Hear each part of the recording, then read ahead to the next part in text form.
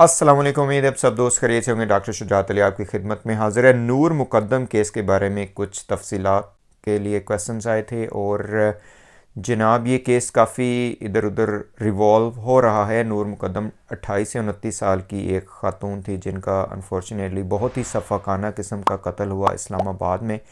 इनका रिलेशन बताया जा रहा है, जिन साहब ने ये कत्ल किया ज़ाहिर जाफ़र के नाम से उस बंदे का नाम है, और बताया जा रहा है कि ये पाकिस्तान का कोई बहुत बड़ा बिज़नेस टाइकॉन है।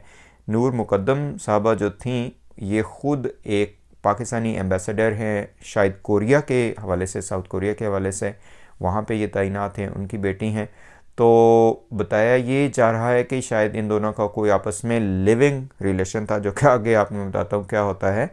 और जनाब इनकी आपस में कोई चपकलश थी शायद, जिसकी वजह से ये जो शख्स है ज़ाहिर जाफ़र, इसने पहले तो गोलियां चलाई और उसके बाद इनका जो सर है उसको एक तेज़धार आले से धड़ से जुदा कर दिया। तो बहरहाल ये बहुत ही सफ़ाकाना किस्म का केस है। बहुत से लोग इसके ऊपर बात कर रहे हैं इसकी रीज़न के ऊपर कि जी जो उन्होंने अमल वो कर रहे थे उसकी उन्हें सज़ा मिल गई। बहरहाल जो उनका आपस का था वो तो था ही था, लेकिन इसकी शफ़ाकियत के हवाले से और जो बात मैं असल करना चाह रहा था वो ये थी कि हम अक्सर सोचते हैं कि शायद हमारे जो फाइनेंशियल मसाइल हैं या सोशल मसाइल हैं या जो इस तरह के हैं उनकी वजह से ये इस तरह की शफ़ाकियत सामने आती है, लेकिन ये केस उसके बिल्कुल उल्ट है। ठीक है जी। तो सबक इससे ये लेना चाहिए कि इंसान जो है उसको दरिंदा बनते हुए कुछ देर नहीं लगती, और अगर आप सही रास्ते पे नहीं चलें और खुदा तरसी आपके दिल और दिमाग में ना हो और जनाब अपनी आखिरत का आपको ख्याल ना हो, तो फिर इसी तरह के ही केस सामने आते हैं। बहरहाल इनका जो रिलेशन था, लिविंग रिलेशन जिसके बारे में मैंने अभी बताया, वो यही है कि विदाउट मैरिज और ये वो फ़लाँ फ़लाँ आप बस अपने ताल्लुकात बना लें और चलता रहे काम। ठीक है। अच्छा, बहुत से लोग हैरान होते हैं कि जी पाकिस्तान में ये अब ये ट्रेंड शुरू हो चुका है, इंडिया में बहुत ज़्यादा है, वेस्ट में तो वैसे ही था। अब उन्होंने कहा जी ये जो लिबरल इस तरह के बने हुए हैं, उन्होंने कहा कि जनाब इधर भी शुरू कर दिया जाए, और है चल रहा है ये। ठीक है जी। तो इस हवाले से ये जो नूर मुकद्दम साहब है, इनका पता चला कि शायद 3 से 4 साल से ये लोग आपस में इनका कांटेक्ट था, और ये जो ज़ाहिर जाफ़र है, जो असल में बात मैं बताना चाह रहा था कि ये क्यों हुआ ऐसा, इस शख्स का इतना जुनूनी ये क्यों हो गया, जो बताया जा रहा है मुझे इसमें बहरहाल काफ़ी डाउट है। डिटेल सामने आएंगी, क्योंकि पाकिस्तान में आपको पता है कि बहुत से इस तरह के केसेस के ऊपर पर्दा डालने के लिए कह दिया जाता है, या वैसे भी अदालती कार्रवाइयों से बचने के लिए कह दिया जाता है कि जनाब बंदे को कुछ साइकोलॉजिकल मेंटल इशू है। ठीक है जी।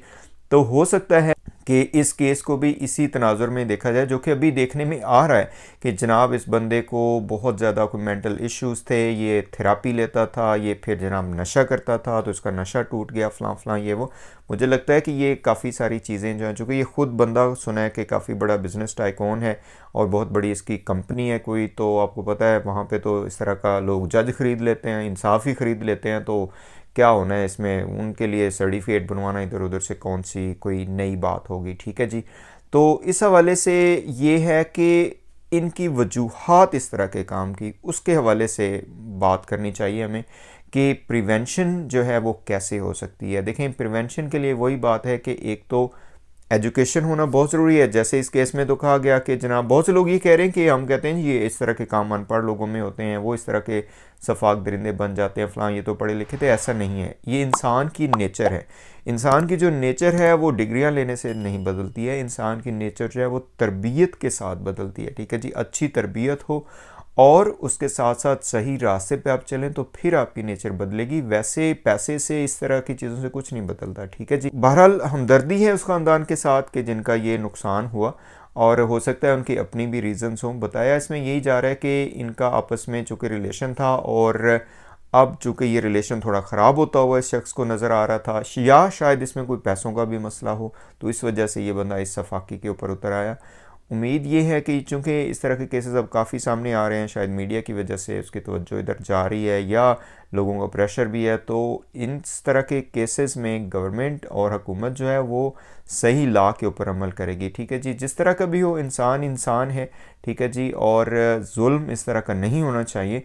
और ये जो साहब हैं ज़ाहिर जाफ़र साहब या जो भी, इनको बिल्कुल जो करार वाक़या सज़ा है वो मिलनी चाहिए, जिसकी उम्मीद में जैसे कि पहले कहा कि शायद ना हो हमारे निज़ाम में कि स्पेशली इस तरह के बंदे जो हैं वो अपने पैसे ले दे के इधर उधर से निकल लें और केस ही तब्दील करवा के साइड पे हो लें। ठीक है जी। बहरहाल होना यही चाहिए कि जनाब सीधे रास्ते पे चलें और जितना अपने आप को इंसानियत के रास्ते पे लेके आप चलेंगे उतना ही आपके लिए भी बेहतर है और आपके मुआशरे के लिए भी बेहतर है। अस्सलाम वालेकुम रहमतुल्लाहि व बरकातुहू।